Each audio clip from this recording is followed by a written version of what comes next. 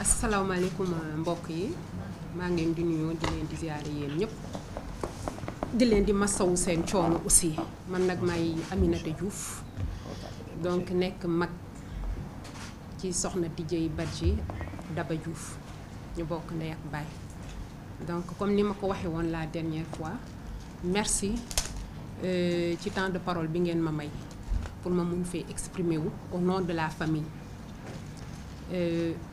ni ma koy waxee tout le temps Daba ni mu ko daan waxee remercier leen parce que affaire bi mu amee ba tey toogu leen taxaw ngeen temm ne lii mënul demee noonu wax ngeen yuuxu ngeen jooyoo ngeen ko fa ngeen ko war a waxe ak na ngeen ko war a waxe gërëm na leen bu baax comme ñun aussi ñoo ngi leen di ngërëm bi aussi dem ci ñi fi teew une personne spéciale dommage que nekku fi sax tey l'honorable député Guy Marius Sagna il tenait à y être mais malheureusement pour ses déplacements professionnels il est hors du pays moo tax moom aussi ku ci taxaw la ñëpp gis nañ ko ak Daba depuis le début bind na à plusieurs reprises aux ministres qui étaient là aux différents ministères sax laay wax plutôt ñi nga xamante ne ñoo tënk affaire bi donc affaire bi laal na leen directement loolu su weesoo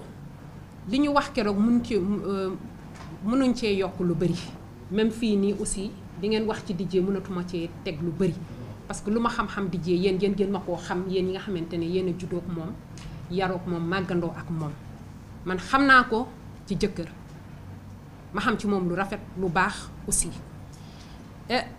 Daba nag comme ni ma ko waxee woon keroog ma di koy répété waat fii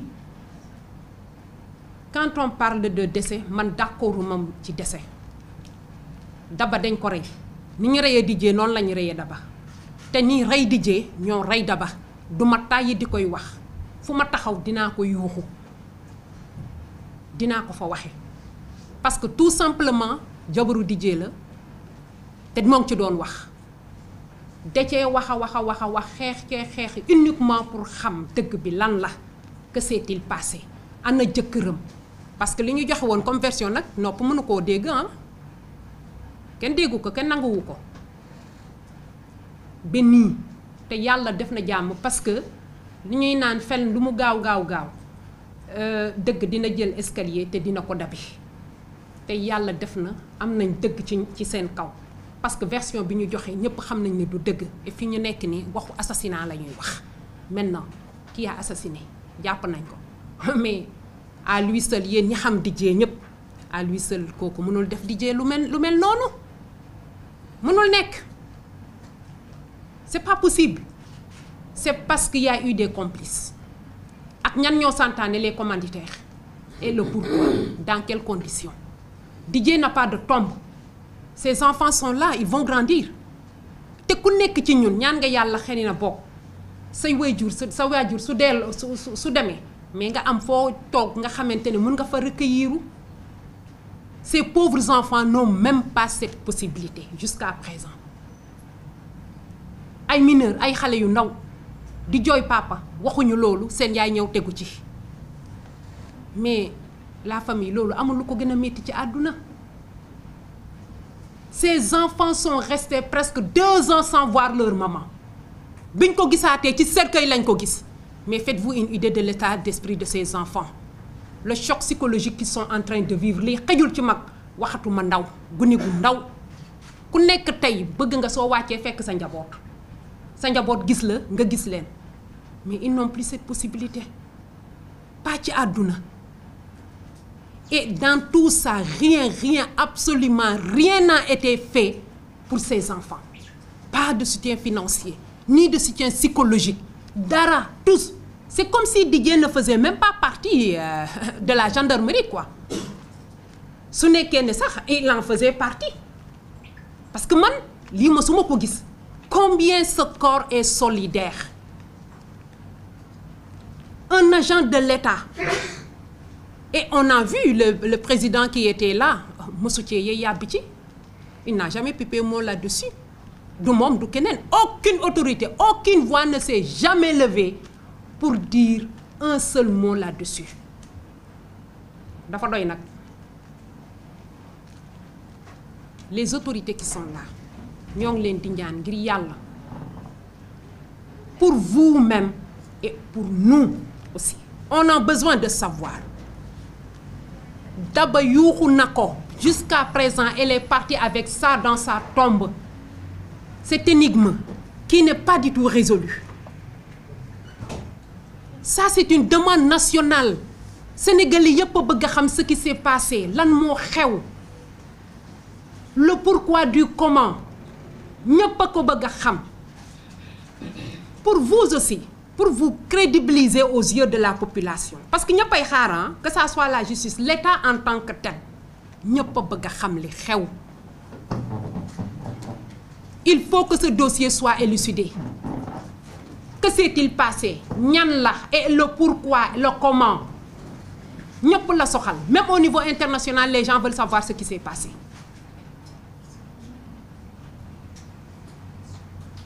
Donc, bëgguma ci sori trop pour laisser la place aux questions, à ceux qui veulent poser des questions. Foofu laa mën a yem pour tey. Et encore, merci beaucoup.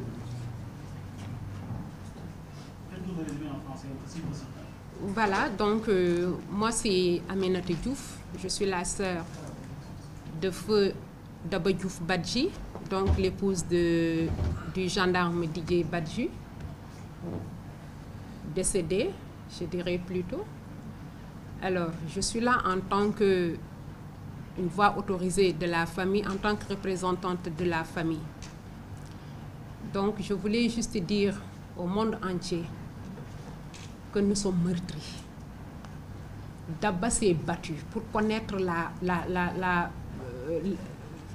la vérité sur ce problème. Elle s'est battue jusqu'au fond de sa tombe. Elle est en train de se battre parce que ça, c'est une énigme et ça doit être résolu. Les autorités d'alors n'ont jamais eu à contacter la famille. Personne ne sait ce qui s'est passé. Le silence total. Moi, je dirais même un silence coupable ou bien complice. N'importe lequel ça puisse être. Parce que ça, rien ne peut expliquer un manque d'humanisme, un manque de considération et autant de mépris envers ces familles. Il est grand temps que ça s'arrête. Alors, les enfants de Didier, depuis la disparition de leur papa, on n'a pas vu le salaire de Didier. Il n'y a rien qui a été entamé avec ces enfants. Il n'y a rien qui a été fait pour ces enfants. Ni de soutien psychologique, ni un soutien moral, encore moins un soutien financier. Ces enfants ont été laissés à eux-mêmes. De tout petits enfants, des innocents. Qu'est-ce qu'ils ont fait pour mériter une chose pareille? Je ne l'ai pas vu. Et personne au monde ne mérite une situation pareille. Faites-vous une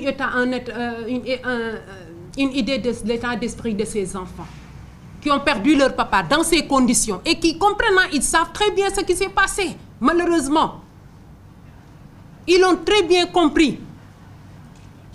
Et ils n'avaient pas encore fini de souffrir. C'est autour de leur maman qui décède. Ces pauvres enfants sont restés, je dis bien, presque 2 ans sans voir leur maman. Quand ils ont revu leur maman, c'est dans un cercueil. C'est dur, hein? C'est extrêmement dur. Aux nouvelles autorités qui sont là, je vous demande juste d'éclairer notre lanterne. Parce qu'on a besoin de savoir. Le combat de Daba ne doit pas rester vain. Le combat de la communauté ne doit pas rester vain. Ça, c'est une demande nationale. Les gens veulent comprendre le pourquoi du comment. Que s'est-il passé? Tout le monde a besoin de savoir. Et ça, c'est pour votre crédibilité, vous aussi. Le nouveau pouvoir qui est là, la justice qui est là, les gens ont besoin de comprendre.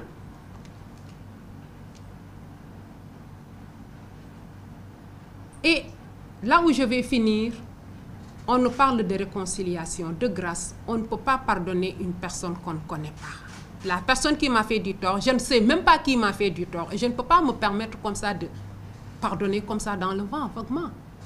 Ça, c'est prendre à la légère. Franchement, c'est avec autant de légèreté que ce dossier est traité dans ce cas. C'est douloureux, c'est dur, c'est difficile. On ne peut pas pardonner si on ne sait pas qui m'a fait du tort et le pourquoi il m'a fait ça. On ne pardonne pas. Il faut que la justice soit faite d'abord avant de voir si on peut réellement pardonner ça.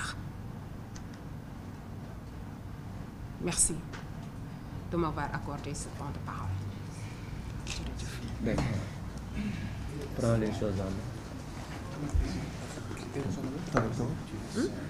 C'est bon. Non, c'est bon. C'est bon. Abordons les questions. Bambi.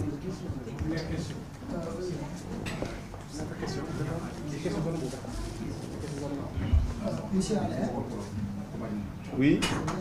Bertrand. Oui.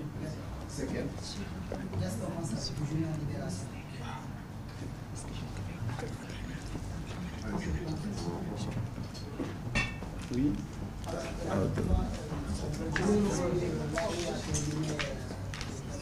Et qui que fait?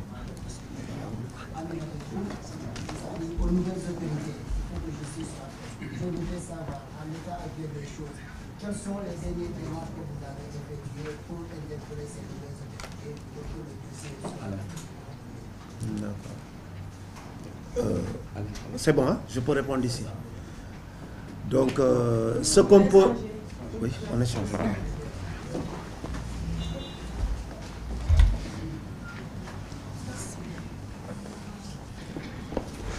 Donc, comme à ce niveau, nous allons dire que on a d'abord commencé par crier notre douleur. Et après cela, il n'y a pas eu de réaction tout de suite. Nous avons dit qu'il faut qu'on aille vers l'écriture de lettres nominatives. De lettres nominatives pour ces autorités-là. Et nous avons écrit à plusieurs ministères. Donc nous avons écrit au ministère des Forces armées, nous avons écrit à la Garde des Sceaux, nous avons écrit au ministre de l'Intérieur et nous avons écrit au PM. Au PM et au président de l'Assemblée nationale, au groupe parlementaire patriote, donc de la majorité, donc les patriotes. Donc nous avons écrit tout cela. Et c'est depuis le mois de juin. Et pour ce qui est du ministère de la Justice, nous avons eu 2 audiences. Une première audience par le directeur de cabinet de l'ancien garde des Sceaux, Maître Ousmane Diagne, et une deuxième audience avec le nouveau ministre de la Justice.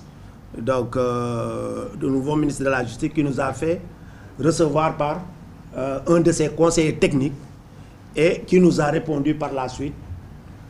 Et vous nous excuserez, on ne pourrait pas vous dire ce qu'il y a dans la lettre. Mais quand même, de grosso modo, ce qu'il faut retenir,